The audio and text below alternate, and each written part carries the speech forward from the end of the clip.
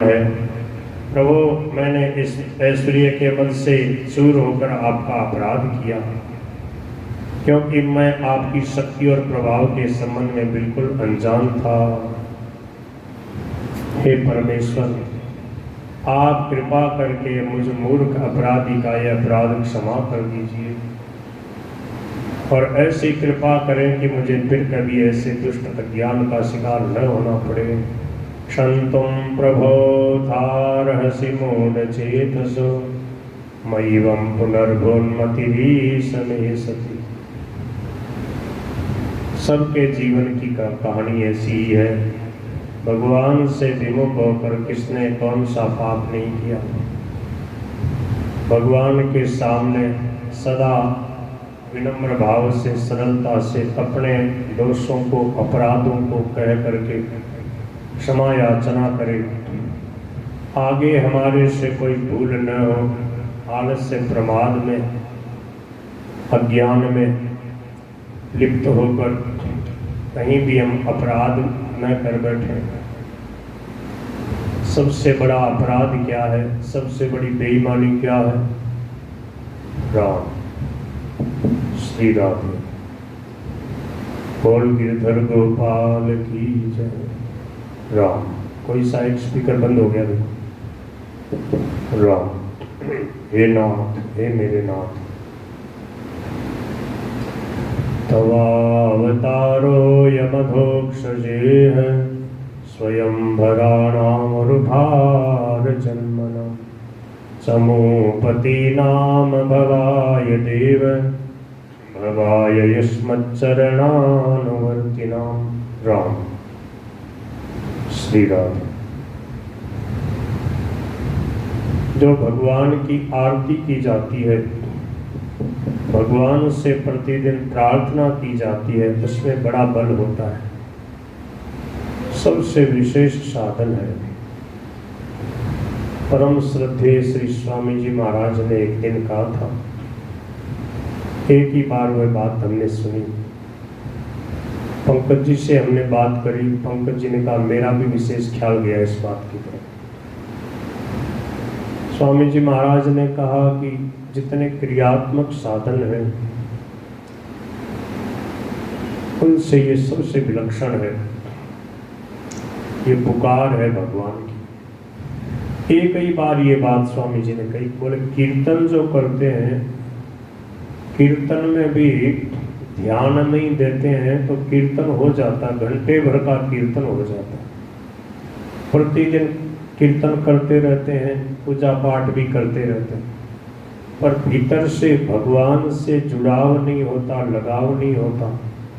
भगवान को एकदम अपने सामने प्रत्यक्ष अनुभव करते हुए, अपने अत्यंत समीप, अपने हृदय में विराजमान, सब जगह हैं, मेरी बात सुन रहे हैं, मैं उनकी दृष्टि में हूँ, वो मुझे प्रेम से निहार रहे हैं, मेरे पर कृपा की वर्षा करते हैं। इस प्रकार भाव बनाकर सरल हृदय से भगवान से प्रार्थना करना, इसकी इतनी विलक्षण महिमा गाई है सेठ जी ने, स्वामी जी ने, भाई जी ने, शरणानंद जी ने, सब एक स्वर से एक मत है इसमें। भगवान से मिलने की जो अभिलाषा, जो उत्कट इच्छा, जो हमारी मांग है, वो सजीव हो जाए, इसके समान कोई साधन नहीं है। तो स्वामी जी ने उस दिन कहा, बोले कीर्तन से भी ये विलक्षण है। कीर्तन को, भगवान के नाम को, जप को स्वामी जी महाराज कहते ये पुकार है। कीर्तन होता, हजारों लोग कीर्तन भी करते हैं, प्रभु से कितनी देर के लिए हमारे हृदय का सरस जुड़ाव होता है, इसकी सबसे बड़ी महिमा है। ये क्यों नहीं होता? संसार में जब रचे पचे रहते हैं, फंसे रहते हैं, उसमें संतोष किए रहते हैं, तो प्रकट करने का हम अवसर ही नहीं देते। ये जो स्थिति बनती है, थोड़ी देर के लिए भी बन जाए, तो सेठ जी कहते थे 6 महीने जो आपने भजन कीर्तन पूजा पाठ किया, ध्यान किया, जप किया, और 1 घंटे, आधा घंटे, 15 मिनट भी तन्मयता आ गई, भगवान अत्यंत नज़दीक मालूम दे रहे हैं और सच्चे हृदय से प्रभु से पुकार हो रही है, हृदय भर आया, आँखों से आंसू गिर रहे हैं और अत्यंत नज़दीक प्रभु हैं, मेरी सुन रहे हैं। मैं उनसे कह रहा हूँ, खोल के हृदय अपने दुर्दशा, अपने गलतियों को बता रहा हूँ, है प्रभु मेरो ही सब दोष। और किसी का कोई दोष भक्त को दिखता ही नहीं, कभी किसी की पंचायती करने का उसका स्वभाव होता ही नहीं। कहीं किसी कारणवश थोड़ी देर के लिए भी बहिर्मुखता आती है तो तुरंत सावधान हो जाता है, ये मेरा लक्ष्य नहीं, समय बर्बाद नहीं करना। और उस समय बिल्कुल और कुछ भी नहीं सुहाता, और कोई हमारे को देखे ये प्रार्थना करते हुए और देखे कि ओहो कितने बड़े भक्त हैं, देखो भगवान के लिए रो रहे, ये कूड़ा कचरा बिल्कुल सुहाता ही नहीं। तब समझो सही भक्ति हो रही है। जहाँ दिखावा हुआ, दिखाने की भावना आई, तो समझो इस तत्व को समझा ही नहीं। किसको दिखाना है? जहाँ दिखाने की भावना आ गई तो वहाँ जड़ता आ गई, देहाभिमान, शरीर में मैं मेरापन और एक अभिमान अलग से कि देखो मैं भक्ति करता हूँ, लोग मुझे जाने। सरल हृदय में भगवान की भक्ति जब जागृत होती है, भगवान से प्रार्थना करते हैं, प्रभु को अत्यंत नज़दीक समझते हुए हृदय के भाव उनके प्रति कहते हैं, उस समय जो सुख शांति आनंद है उसका कहीं त्रिलोकी में उसकी कोई तुलना नहीं है।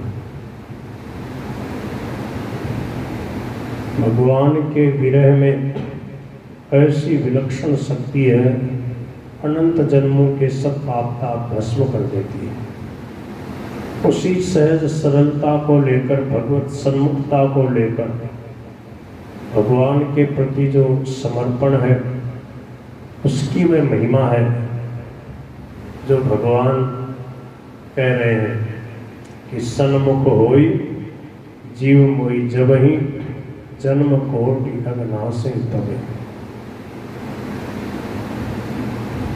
ये जो भगवान की सन्निधि का अनुभव है, इसमें सब समाधान है, संसार से सहज वैराग्य है, भीतर में सरसता बनी रहती है।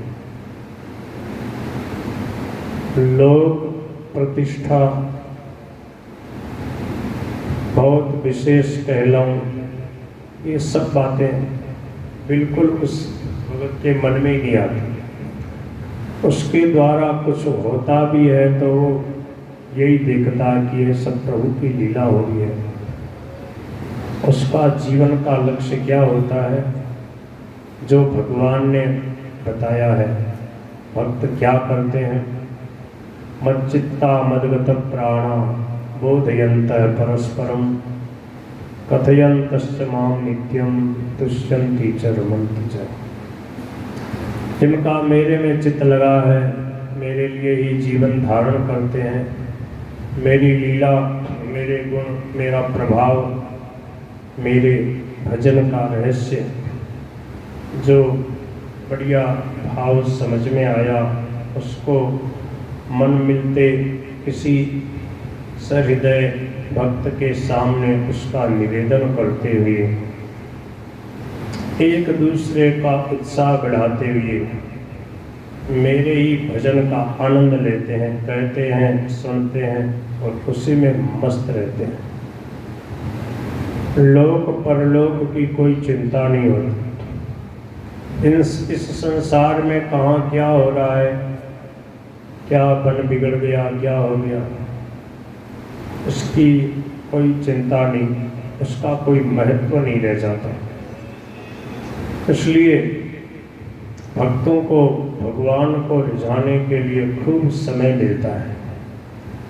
भक्त के मन में ये कभी होता ही नहीं कि भगवान की भक्ति के लिए समय नहीं मिलता। वो तो ये कहते हैं, प्रभु आपने कितना समय दिया है, ऐसी सुंदर परिस्थिति दी, कितना सुंदर वातावरण, कितने सुंदर साधन दिए, कितने अच्छे संतों से मिलाया। हमारा आलस्य, हमारी ढिलाई, हमारा प्रमाद है जो हम आपके भजन का रस नहीं जानते, आपकी भक्ति का रहस्य नहीं जानते, आपके सन्मुख होकर के कैसे आपका भजन करना चाहिए हम जानते नहीं। प्रभु कृपा करो, हम आपको रिझा सकें।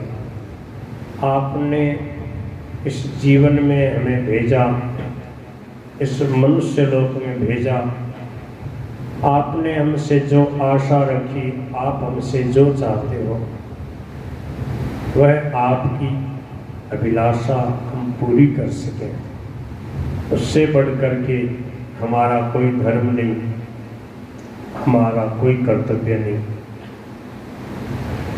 प्रभु हमसे क्या चाहते हैं? संत कहते हैं कि देखो, हम जिससे प्रेम करते हैं और हमें पता लग जाए कि वो हमसे क्या चाहते हैं, कितने आनंद की बात है। प्रभु हमसे क्या चाहते हैं? प्रभु यही चाहते हैं कि तुम मेरे हो, तुम मेरे हो करके रहो। जो भी हमसे प्रेम करता वो ये चाहता कि मेरे से प्रेम करो, इधर उधर मत देखो। संसार में भी देखो, पति पत्नी का विशुद्ध प्रेम होता है, मित्र मित्र का प्रेम होता है, कहीं किसी का भी प्रेम होता तो तीसरा नहीं होता बीच में। जहाँ बीच में तीसरा आ गया, एक ने जहाँ पर इधर उधर दृष्टि करी और कहीं किसी से भी सुख की इच्छा अभिलाषा से उसके साथ मिल गया, तो फिर प्रीति नहीं रहेगी, फिर आसक्ति होगी, फिर उसमें मलिनता आ गई, उसी का दंड मिलता है, उसी के कारण दुख पाना पड़ता है। हमारी जो दुर्दशा हुई है इसी कारण से हुई है। हमने अपने परम प्यारे प्रभु को भुला दिया। प्रेम करने लायक प्रेम पात्र तुम सम नहीं को। प्रेम करने लायक प्रभु हैं, प्रेम पात्र भगवान के भक्त हैं। उनसे जब प्रेम हो जाता है तो फिर सबके प्रति सद्भाव हो जाता है। भगवान के भक्तों के चरित्रों में, भागवत जी के चरित्रों में जो प्रार्थना आती है, बीच बीच में जो संत भक्त प्रार्थना करते हैं प्रभु से, इसी में भागवत धर्म का रहस्य छुपा हुआ है। स्वामी जी महाराज सत्संग कराते, कभी कभी बड़े भाव विभोर होकर एक आध घंटे तक प्रार्थना करते जाते, भगवान को सामने प्रत्यक्ष अनुभव करते हुए। वो प्रवचन बहुत विलक्षण है प्रभु के, स्वामी जी महाराज के। सेठ जी श्री जयदयाल गोविंद का जी कई बार जब ध्यान कराते फिर प्रार्थना करते, इस समय प्रभु से प्रार्थना करते हैं, केवल शब्दों से नहीं, रटी रटाई नहीं, अपने भावों को भगवान के सामने निवेदन करते हैं। कैसा मेरा जीवन है, भगवान के कितना अनुकूल बन पाया, पूरा मैं भगवान के अनुकूल क्यों नहीं बन पा रहा हूँ, मेरी कहाँ क्या कमी रह रही है। संत कहते हैं किसी दूसरे को पूछने की जरूरत नहीं है, हमें सब कुछ मालूम रहता है। भगवान ने हमें ऐसी शक्ति दी है, भगवान की कृपा से सबके अंदर ऐसा विवेक है, सबको अच्छे बुरे का ज्ञान है। पर शरणानंद जी महाराज कहते हैं कि हमारा प्रमाद है कि हम दूसरे को पूछने चाहते हैं।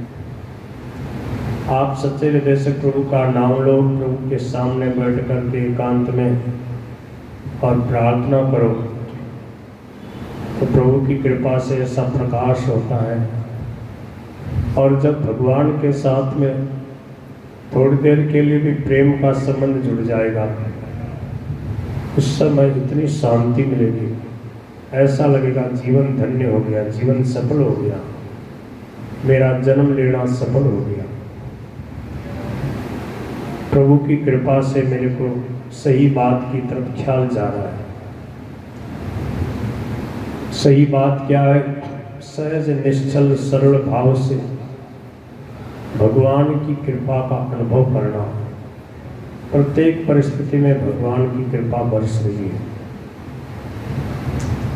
प्रभु ने मेरे लिए जो बिल्कुल उचित है वैसा ही मेरा जीवन बना के रखा है, जिससे मैं उनकी तरफ बढ़ूं। कभी भी भगवान जीवन में सब अनुकूलता कभी नहीं देते। स्वामी जी महाराज कहते हैं ये भगवान का परम मंगलमय विधान है।